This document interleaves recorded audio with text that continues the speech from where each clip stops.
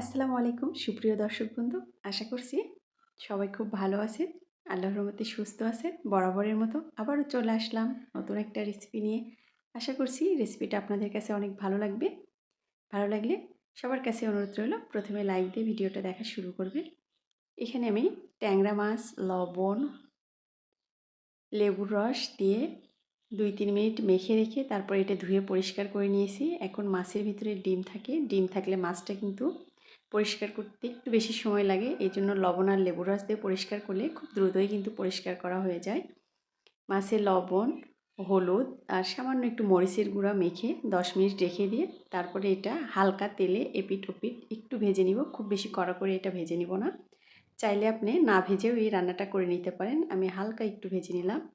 সবগুলো মাছ একে একে এভাবে ভেজে তেল থেকে উঠিয়ে নিব।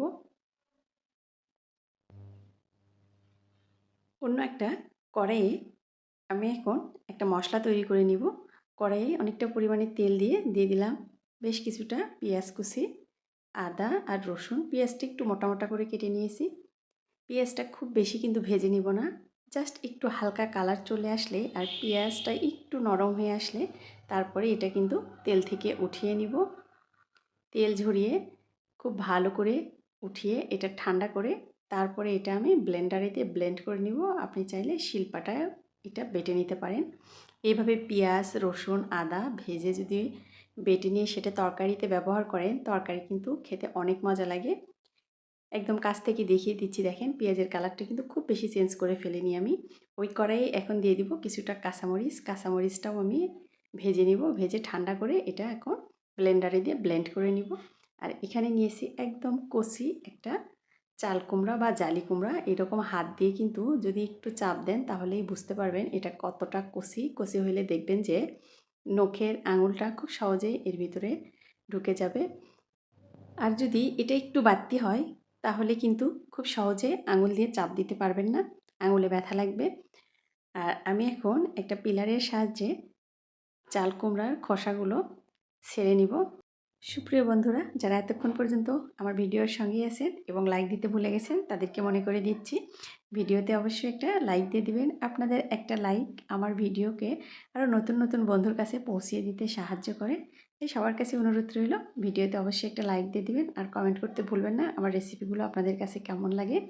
যারা নতুন বন্ধুরা আজ প্রথম আমার ভিডিওতে এসেছেন তাদের কাছে অনুরোধ রইল ভিডিওতে একটা লাইক দিয়ে দিবেন আর কমেন্ট করবেন। আর আমার রেসিপি যদি আপনাদের কাছে একটু বেশিই ভালো লেগে থাকে আমার চ্যানেলটা সাবস্ক্রাইব করার অনুরোধ রইল।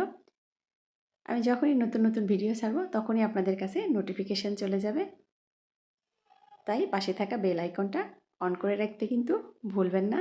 আমার ভিডিও ভয়েস কথার মাঝে যদি কোনো ভুল ত্রুটি থেকে থাকে প্রিয় বন্ধুরা ক্ষমা সুন্দর দৃষ্টিতে দেখবেন। কারণ কথা বলতে বলতে অনেক সময় অনেক কিছু বলে ফেলি, যেটা কথা এমন একটা জিনিস একবার বললে সেটা আর ফেরত নেওয়া যায় না। তাই যদি আমার কথায় আপনারা কেউ কোনো কষ্ট পেয়ে থাকেন, খারাপ লেগে থাকে, ক্ষমা সুন্দর দৃষ্টিতে দেখবেন, আমাকে ক্ষমা করে দিবেন। আমি চাল কুমড়োগুলো এইভাবে টুকরো টুকরো করে কেটে নিচ্ছি। আপনার পছন্দ অনুযায়ী যে কোনো সাইজ করে এটা টুকরো টুকরো করে কেটে নিতে পারেন।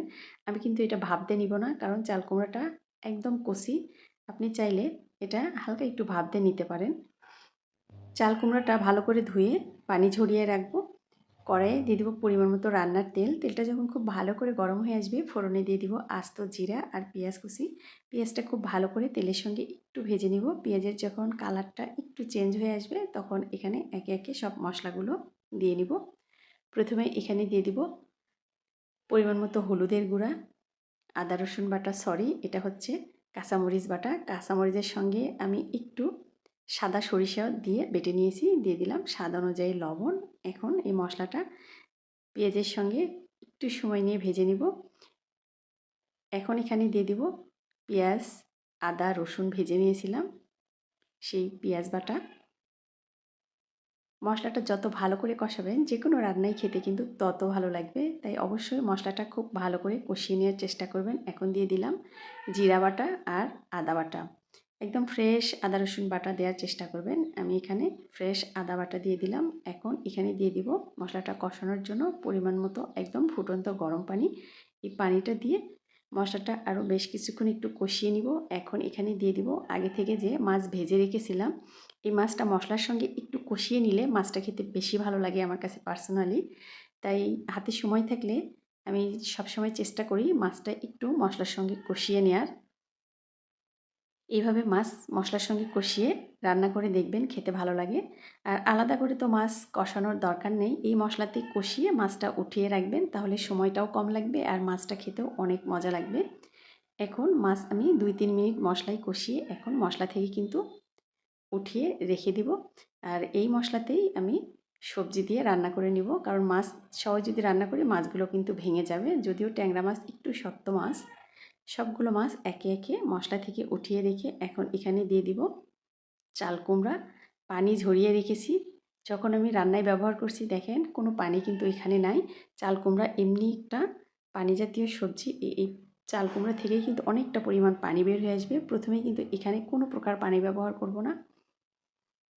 এটা বেশ কিছুক্ষণ সময় নিয়ে একটু রান্না করব আর মাঝে মাঝে একটু করে নেড়ে দিব।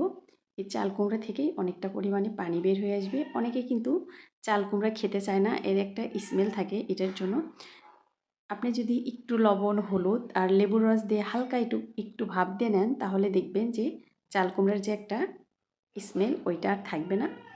সবাই কিন্তু পছন্দ করবে ওইভাবে চাল কুমড়া রান্না করলে। যদিও আজকে আমি ভাপ দিয়ে নিইনি, কারণ চাল কুমড়াটা একদম কচি ছিল।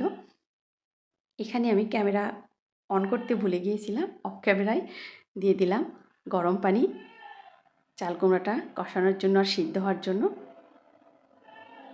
ঢাকনা দিয়ে ঢেকে কিছুক্ষণ কিন্তু রান্না করে নিয়েছি, আর চাল কুমড়াটাও কিন্তু অনেকটা নরম হয়ে আসছে।